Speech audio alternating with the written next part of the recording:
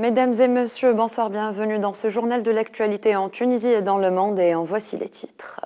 Selon Mouldi Jandoubi, le comité du processus gouvernemental a été officiellement constitué lors de la réunion du dialogue national ce samedi. Ben Jaffer annonce des mesures visant l'accélération de l'achèvement des travaux de l'ANC.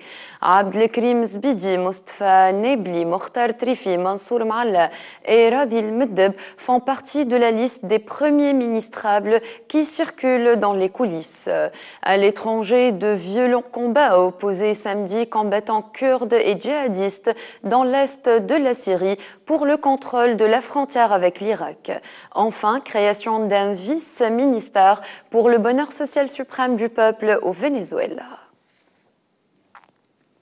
Le secrétaire général adjoint de l'UGTT, Mouldi Jandoubi, a déclaré samedi que le comité du processus gouvernemental a été officiellement constitué lors de la réunion matinale des partis du dialogue national entamée vendredi. On se prépare maintenant à la constitution du comité des experts pour fixer les conditions de choix du prochain chef du gouvernement parmi les noms proposés, a ajouté Mouldi Jandoubi.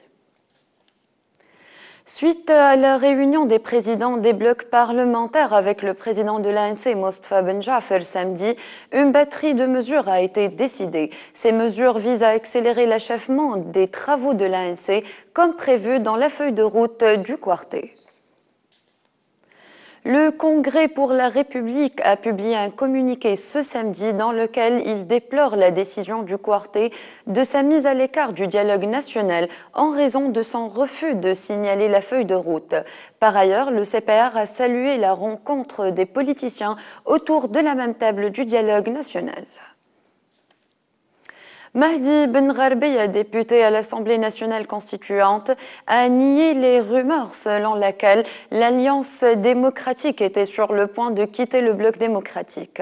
Ben Gharbeya a déclaré samedi que le bloc démocratique a un rôle historique à jouer dans la période actuelle et que son parti, l'Alliance démocratique, n'a nullement l'intention de le quitter. Mahdi Ben Gharbeya a d'ailleurs lancé un appel à tous les partis politiques afin de joindre leurs efforts à ceux du bloc démocratique pour saisir l'opportunité de sortie de crise actuelle.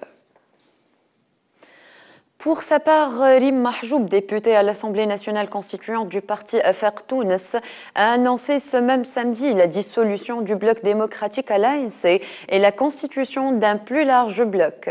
Elle a déclaré à ce sujet que le rôle du bloc démocratique est terminé, ajoutant qu'un plus large bloc sera constitué avec tous les députés réfractaires. Après l'entame du dialogue national vendredi, le gouvernement d'Ali Larayev devrait laisser place à un autre gouvernement dès qu'il y aura un accord sur les différents points stipulés dans la feuille de route. Le prochain gouvernement sera un gouvernement consensuel présidé par une personnalité nationale jouissant de la confiance de tous. D'après Mosaïque FM, les premiers échos des coulisses avancent certains noms proches du palais de la Kasbah, à savoir Abdelkrim Zbidi, ancien ministre de la Défense, Mustafa Kemal Nebli, l'ex-gouverneur de la Banque centrale et ancien chef des grands économistes pour l'Afrique du Nord et le Moyen-Orient à la Banque mondiale, Ahmed Mestiri, ancien ministre de Bourguiba et fondateur du MDS, Mansour Malla, ancien ministre, Radil Meddeb, expert économique, Mokhtar Trifi, président d'honneur de la Ligue tunisienne des droits de l'homme. Ziad Lardari, représentant du mouvement Ennahda au dialogue national, a déclaré sur les ondes de Mosaïque FM samedi 26 octobre 2013 que le mouvement n'a aucun candidat pour la présidence du prochain gouvernement. Le choix du prochain chef du gouvernement n'est pas encore fait, a-t-il précisé. Suite à l'arrestation d'un salafiste impliqué dans l'attentat perpétré à Manzil Bourguiba causant l'assassinat de 2 agents de la sécurité, le frère de l'accusé principal capturé hier a été arrêté pour avoir dissimulé les faits. Une voiture de marque Mercedes a été saisie avec des traces de sang détectées à son bord et une somme d'argent d'une valeur de 30 000 dinars. À l'étranger et plus précisément en Syrie, de violents combats opposaient samedi combattants kurdes et djihadistes dans l'Est pour le contrôle de la frontière avec l'Irak, base arrière pour les protagonistes au moment où le médiateur international Al-Akhdar Al-Ibrahimi arrivait à Téhéran. Quant aux rebelles, s'ils subissent des revers dans le reste du pays, ils ont remporté un nouveau succès à Draa, près de la frontière avec la Jordanie, en s'emparant d'une localité reliant l'Est et l'Ouest de la province.